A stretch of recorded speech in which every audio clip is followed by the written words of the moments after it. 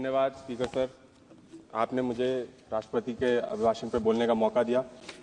Sir, ये मेरी maiden speech है और आज मैं बड़े गर्व और सम्मान के साथ यहाँ खड़ा हूँ कौशाम्बी की जनता को दिल से बधाई देने के लिए, जिन्होंने इस देश के इतिहास में सबसे नौजवान सांसद मुझे चुनने का और ये गौरव दिया। मैं उनका बहुत बहुत धन्यवाद देता हूँ।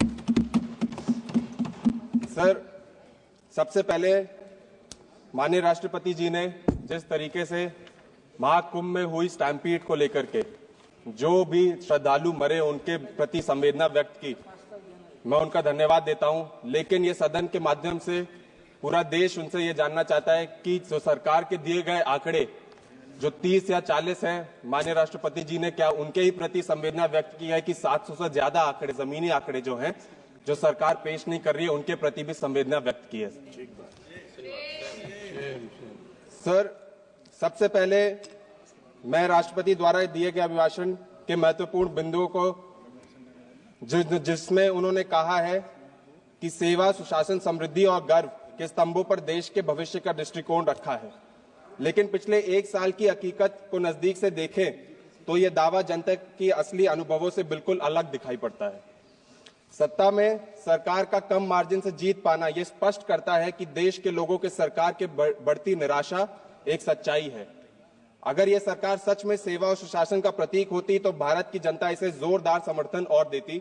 लेकिन मतदाता का स्पष्ट संदेश इस सरकार को यह है कि वो परिवर्तन चाहते हैं।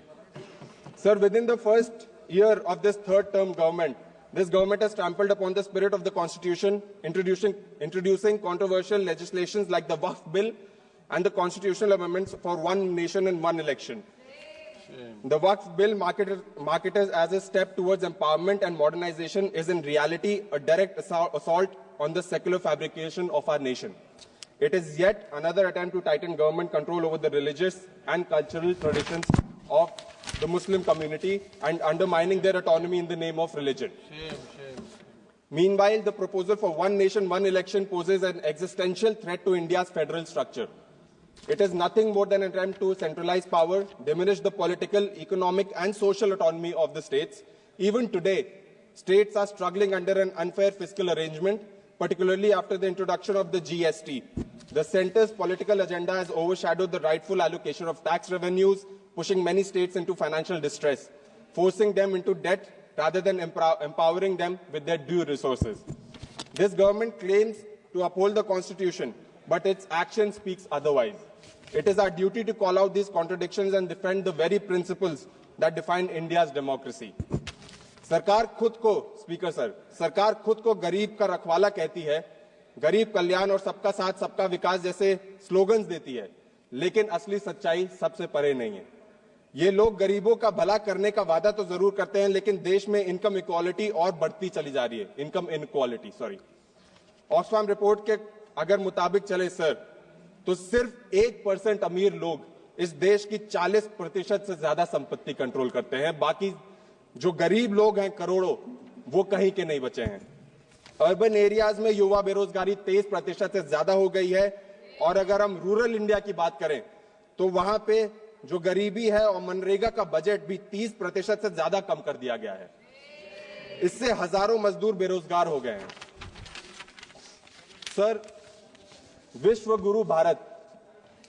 गुरु भारत का दुर्भाग्य यह है कि गरीब अन्न योजना के तहत 80 करोड़ लोगों को मुफ्त का राशन दिया जा रहा है हमारे विश्व गुरु भारत में, और लेकिन भारत के 75% मजदूरों के पास कोई सोशल सिक्योरिटी नहीं है।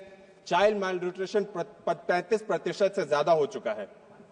एक अलार्मिंग सिचुएशन इस देश में रूरल इंडिया में पनप रही है सर, इसके बावजूद सरकार का ध्यान बड़े बड़े इवेंट्स ऑर्गेनाइज कराने में है, महंगे इंफ्रास्ट्रक्चर प्रोजेक्ट्स और कॉर्पोरेट टैक्स कट्स पर है, जबकि गरीब अपनी हालात से खुद लड़ने को मजबूर है।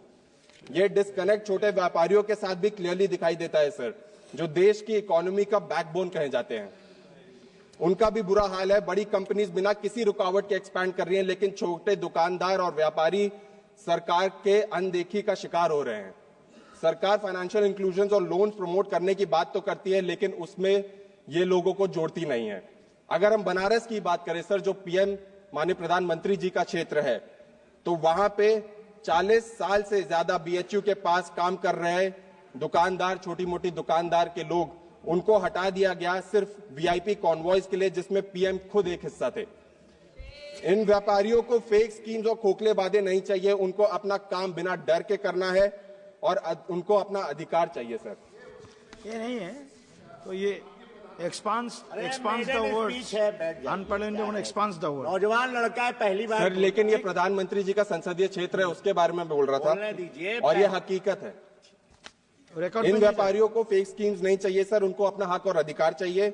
जब लोग इकोनॉमी का फाउंडेशन कहे जाते हैं, उन्हीं को सरकार इज्जत नहीं देती, तो इसका मतलब क्लियर है कि सरकार सिर्फ अमीरों के लिए काम कर रही है, जबकि गरीबों के लिए सिर्फ खड़े वादे कर रही है सर। सरकार प्राउडली फार्मर्स को अन्नदाता कहती है। फाइनेंस मिनिस्टर ने यहाँ पे सदन में खड़े होकर के फार्मर्स को अन्नदाता कहा, लेकिन उसकी पॉलिसीज उनको सिर्फ धोखा दे रही है। 2024 की बात करें सर, तो फार्मर्स को प्रोटेस्ट फिर से देखने को मिले, जिसमें minimum support price, loan waiver, raising input cost और डिलेड पेमेंट्स के प्रोमिसेस पूरे ना होने की वजह से सरकार के खिलाफ प्रोटेस्ट हो रहे हैं। एमएसपी की लीगल गारंटी का अब तक कोई सोल्यूशन नहीं निकला है, जिस वजह से किसान अपनी फसल उनके असली दाम से बहुत कम प्राइस पे बेचने को मजबूर है। फार्मर सुसाइड एक और बड़ी प्रॉब्लम है। 2023 में 10,000 से ज्यादा फार्मर्स और लेबरर्स ने सुसाइड की सर, जो एग्रीकल्चर सेक्टर की असलियत दिखाता है। लोन वेवर का जो वादा किया गया था वो सिर्फ डॉक्यूमेंट्स तक सीमित रहा और असली रिलीफ मिलना अब तक मुश्किल है। इसके अलावा डीएपी और यूरिया जैसी जरूरी फर्टिलाइजर्स की शॉर्टेज ने किसानों को दिक्कत और बाधा बढ़ा दी है सर, लेकिन सेंटर और स्टेट दोनों क्राइसिस को एक्सेप्ट करने के लिए तैयार नहीं है। अगर उत्तर प्रदेश के गन्ना किसानों की बात करूं मैं सर, गन्ना बेल्ट की बात करूं, तो सरकार ने अब तक नए सीजन के लिए शुगर केन प्राइस डिक्लेयर नहीं किया है, जिस वजह से फार्मर्स अपनी इनकम और फाइनेंशियल प्लानिंग को लेकर के अधेर में नहीं है। गन्ना मिल्स का टाइम पे पैसा ना देना एक पुरानी प्रॉब्लम है सर, जिस वजह से फार्मर्स को मजबूरन और ज्यादा कर्ज लेना पड़ता है, जिससे सुसाइड रेट और बढ़ते हैं।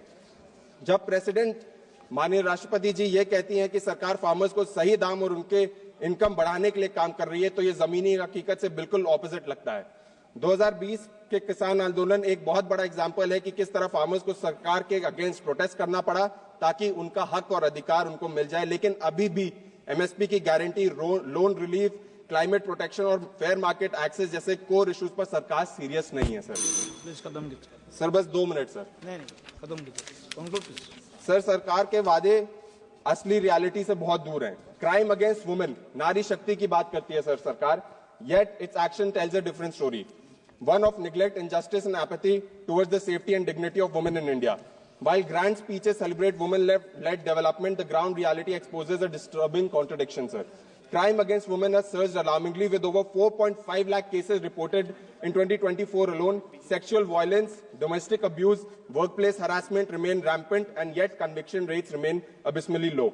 The horrific incidents in Manipur, sir, where women were paraded naked and assaulted, shook the nation's conscience, and yet this government remained silent for 77 days, sir. Yet the government has to speak on Manipur, sir. We have demanded so many times in the parliament, yet it has to speak. Please sir, conclude. Please conclude. Sir, the government says, boast about youth empowerment. Youth बहुत बड़ा section है हमारी society का, sir. Unemployment is soaring. Unemployment rate is at more than 8% as of December 2024. 35.6 million people are jobless, and yet the government's negligence continues, sir. UP, PSC, RO, ARO exams were cancelled due to paper leak, triggering widespread protests. This isn't an isolated incident. We have seen multiple such incidents where people in Prayagraj, the students in Prayagraj, were beaten up because of their protests, sir. This has been happening at the entire country. Sir, we've also seen protests like Agnipath in 2022, where frustrated youth stripped of stable career opportunities took to the streets. Sir, bus last. Sir, bus last. Sir, bus last है sir. Sir, bus last है. अभय Kumar Sinha sir बस 1 minute sir. Conclude कर रहे हैं sir बस एक बहुत महत्वपूर्ण मुद्दा है सर, बस 1 minute. Abhay Kumar Sinha ji please. Sir मैं आज मुसलमान और शेड्यूल कास्ट कम्युनिटी के खिलाफ बढ़ते हुए अत्याचार और भेदभाव और हेट स्पीच के बारे. अभय कुमार सिन्हा जी प्लीज.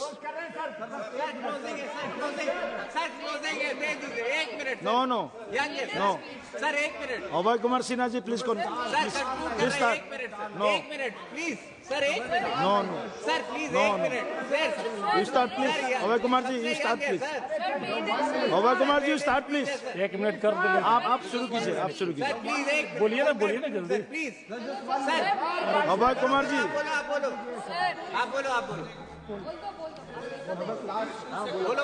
बोलो हो जाए। सर, मैं मुसलमान और शेड्यूल कास्ट कम्युनिटीज के खिलाफ बढ़ते हुए अत्याचार, भेदभाव और हेट स्पीच पर बात करने के लिए यहाँ पे भी खड़ा हूँ। उत्तर प्रदेश और दूसरे बीजेपी शासित राज्यों में उत्तर प्रदेश एक के कांवड़ सेंटेंस यात्रा बजट के ऊपर भी बोलिए, जो स्पीच हुआ है उसके सर, ऊपर भी ये बोलिए बहुत एक प्रोफाउंड sentence। दौरान मुस्लिम Presidential रेस्टोरेंट मालिक address को में अपना बोलिए नाम एक डिस्प्ले sentence। करने पे मजबूर किया गया। सर, यहाँ तक मैं खुद दलित समाज से आता हूँ सर। Thank मैं you। जब इलेक्शन लड़ने के लिए गया, मेरे हाथों से पर्चा नहीं लिया गया। ये आज समाज की हालत है सर, क्योंकि मैं दलित समाज से आता हूँ। सर, मैं लास्ट में बस इतना कहना अभय कुमार चाहता हूँ सिन्हा जी, कि हमने please, बहुत आप हिंदुस्तान start की कीजिए। बात अभय की, कुमार सिन्हा जी। आत्मनिर्भर हिंदुस्तान हो गया, विकसित भारत हो गया, Thank हर you, चीज thank हो you। गया। लेकिन बस लास्ट में कहना चाहता हूँ कि हमको वो भारत चाहिए जहाँ पे सब चैन, अमन और प्यार से रहें। और बस 4 पंक्तियों से अपनी बात खत्म करना चाहता हूँ। वतन को संवारने के लिए मोहब्बत की किताब होनी चाहिए। मुल्क के अंदर अपने दिलों में अपना अभय कुमार सिन्हा संविधान जी, होना आप शुरू चाहिए। कीजिए, नहीं तो आपका होम समझ मस्जिद जाएगा 2 मिनट। धन्यवाद अभय कुमार सभापति सिन्हा जी। महोदय, जी आपने हमें धन्यवाद सभापति महोदय।